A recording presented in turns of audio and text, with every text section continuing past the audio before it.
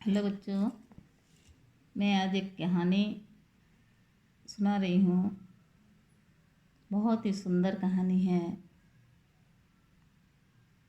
कहानी का नाम है शिकारी का वादा। एक समय की बात है। एक बहादुर शिकारी हुआ करता था जिसका नाम सिरा था। उसे जंगली जानवरों का शिकार करना बहुत पसंद था। उसे अपने तीरंदाजी पर बहुत घमंड था। वह एक छोटे से घर में रहता था। यह घर बहुत ही सुंदर था। घर के चारों तरफ आपस में सटे हुए घने पेड़ों के कारण सुहावना दृश्य था। उन पेड़ों के इर्द गिर्द गोल चक्कर वाली पगडंडियाँ आँख मिचौली खेलती रहती थी। इधर उधर पहाड़ियों के बीच से बहुत से झरने गिरते थे और घाटी में बह निकलते थे। एक दिन हमेशा की तरह सिरा जंगल में शिकार के लिए गया। वह पेड़ों के पीछे छिप गया और अपने शिकार का इंतजार करने लगा। तभी उसे पास में पत्तियों की चरमराहट की आवाज़ सुनाई दी। उसने अपनी कमान पर तीर चढ़ाया और एक के बाद एक कई तीर चला दिए, लेकिन तीर अपने निशाने से चूक गए और छुपा हुआ जानवर भाग निकला। सिरा पूरे दिन इंतजार करता रहा, लेकिन उसे कोई शिकार ना मिला।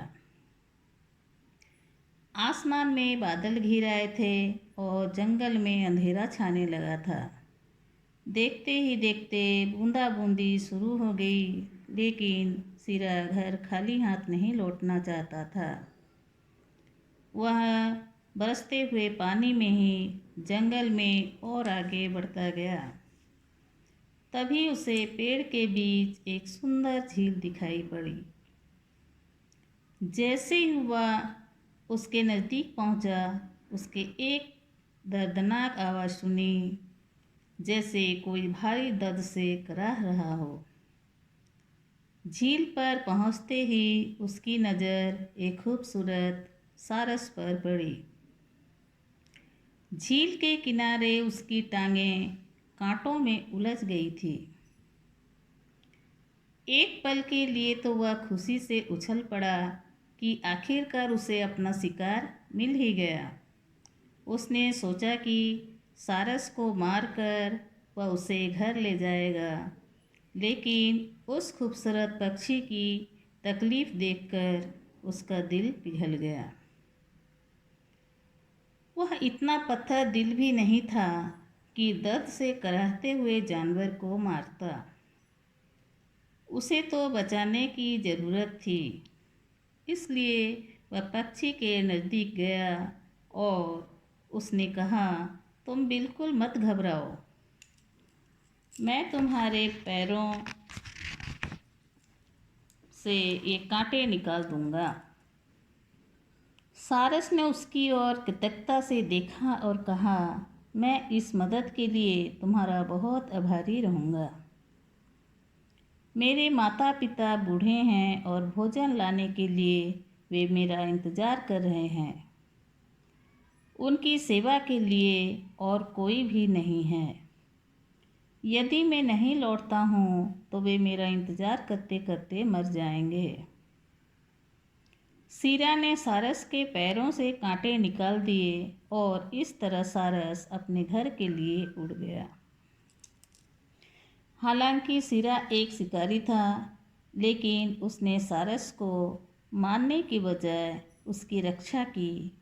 वह खाली हाथ घर लौटा, लेकिन आज वह बहुत खुश था। इस घटना ने सिरा को बदल कर रख दिया। अब उसे शिकार में दिलचस्पी नहीं रह गई थी, बल्कि अब दूसरे शिकारियों के जाल से जानवरों और पक्षियों को बचाने में उसे बहुत खुशी मिलती थी। उसने अपने घर के आसपास जानवरों और पक्षियों के लिए दाना पानी रखना शुरू कर दिया। उसे उम्मीद थी कि जानवर आज़ादी से आएंगे जाएंगे। एक दिन उसके दरवाजे पर दस्तक हुई।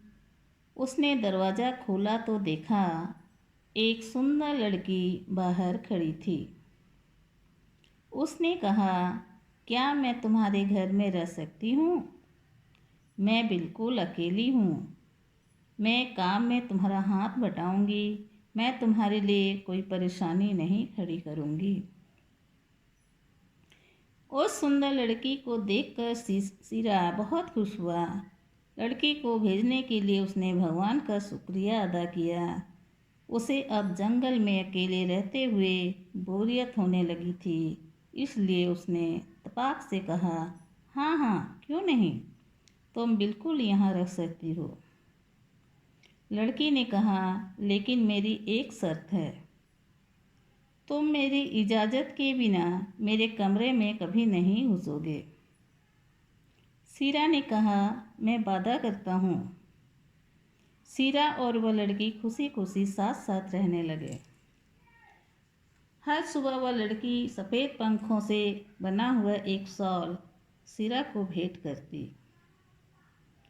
सीरा उसे लेकर बाजार जाता और अच्छी कीमत में बेच आता। जैसे जैसे दिन गुजरे, सीरा को उत्सुकता होने लगी कि आखिर वह लड़की अपनी इजाज़त के बिना उसे अपने कमरे में क्यों नहीं आने देती। इसलिए एक दिन जब लड़की अपने कमरे में गई, सीरा ने यह देखने के लिए धीरे से दरवाज़ा खोला कि आखिर वह क्या कर रही है। और उसने क्या देखा? कमरे में वही सारस खड़ा था जिसे सीरा ने झील के किनारे पर बचाया था। सारस धीरे धीरे अपने पंखों को निकाल रहा था और उनसे साल बना रहा था। जब सारस ने सीरा की ओर देखा तो उसकी आंखें आंसुओं से भरी हुई थी। सारस ने कहा, तुमने अपना वादा तोड़ा है, अब मैं तुम्हारे साथ नहीं रह सकता। यह साल लो, यह तुम्हारे लिए मेरी तरफ से आखिरी भेंट है। यह कहकर सारस जंगल में दूर उड़ गया और फिर सीरा ने उसे दोबारा कभी नहीं देखा।